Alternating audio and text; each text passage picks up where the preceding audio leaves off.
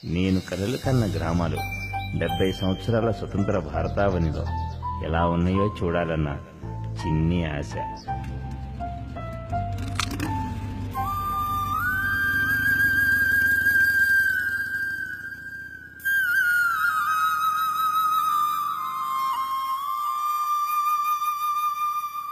నాదాయి దేశం అంతా దుర్గంధం, నా పల్లెల్లోన అవగాహన శూన్యం, వ్యాధులకే జననం ఇచ్చిందిగా, నా స్వప్న సౌధం కూలిందిగా.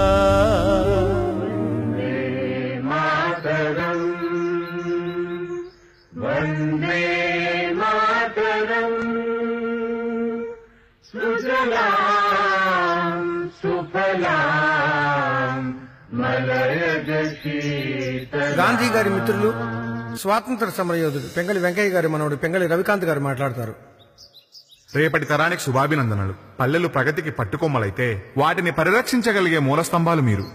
ఆర్థికంగా, సాంకేతికంగా, విద్యా వైద్య పరంగా ఆకాశమంతా ఎత్తు ఎదిగినా నేలపై మన కాళ్ళెప్పుడు అపరిశుభ్రంలోనే మగ్గుతున్నాయి. ఇంకా బహిరంగ ప్రదేశాల్లో మలమూత్ర విసర్జనలు పోలేదు. వీధుల నిండా చెత్త చెదారం యథాతథం. 2 వేళ్లతో కలం పట్టి అక్షరాలను దిద్ది అజ్ఞానపు చీకటిని తొలగించిన మీకు 2 చేతులతో చీపురు పట్టి పరిసరాలను శుభ్రపరిచే సత్తా మీలో లేదా? మీలో లేదా? మీలో లేదా? మీలో లేదా? Yes! సమూహంలో ఉన్నప్పుడు అందరూ శుభ్రతను కోరుకుంటారు, శుభ్రతను పాటిస్తారు.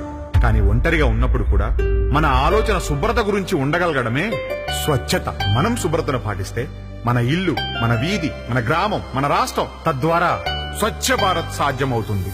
గాంధీజీ కల నిజమవుతుంది. రండి, అందరం కలిసి చెత్తపై యుద్ధం ప్రకటిద్దాం. ఒక వ్యర్థరహిత సమాజానికి నడుం బిగిద్దాం. చారిత్రాత్మక ముందడుగు వేద్దాం. స్వచ్ఛమైన మనసు, స్వచ్ఛమైన ఆలోచన, స్వచ్ఛమైన దేశం. ప్రమాణం చేయండి. స్వచ్ఛమైన మనసు, స్వచ్ఛమైన ఆలోచన, స్వచ్ఛమైన దేశం. జై హింద్, జై హింద్. స్వచ్ఛమైన మదిలో మెదిలే